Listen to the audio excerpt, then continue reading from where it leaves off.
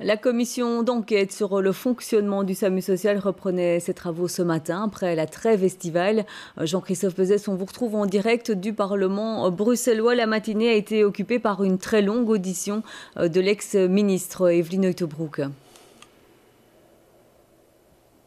Effectivement, une très longue audition de celle qui a été ministre chargée de l'aide aux personnes pendant 10 ans, jusqu'en 2014. Et on peut résumer son intervention en une phrase. Son cabinet a vécu un bras de fer permanent avec le SAMU social. La situation s'est particulièrement dégradée, a-t-elle dit, lorsqu'il s'est agi de demander des informations sur la gestion financière du SAMU.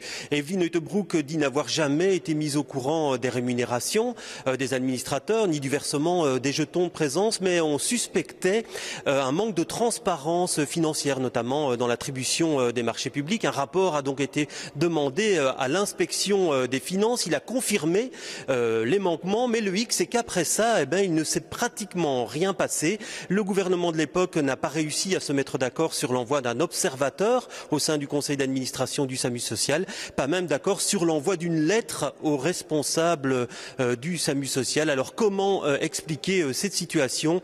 Eveline Uyttebroeck fait état de pression vécue par les socialistes.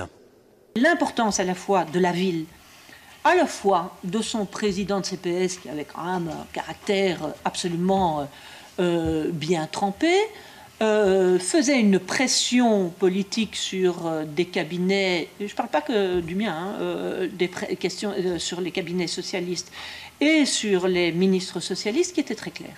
Quand on refuse effectivement que nous ayons un observateur, quand on refuse effectivement qu'une lettre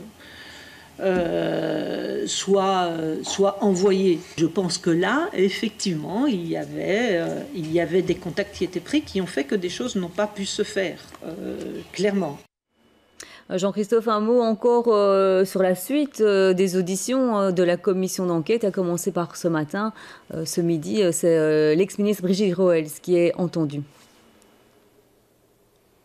Oui, effectivement, elle est entendue pour l'instant. Il y a d'autres auditions qui suivront vendredi, celle de Pascal Smet et de Céline Frémaux, qui sont actuellement en charge de l'aide aux personnes. Et puis la semaine prochaine encore, il devrait y avoir des auditions, celle de Rudy Vervoort et de Guy Van Engel. Et puis d'autres pourraient être prévues. C'est le bureau du Parlement qui doit se mettre d'accord là-dessus. Les auditions devraient se poursuivre jusqu'à la mi-octobre.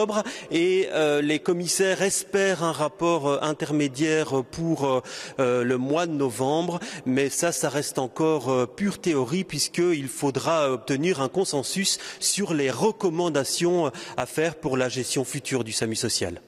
Merci Jean-Christophe. Vous suivez pour nous les travaux de cette commission d'enquête sur le SAMU social.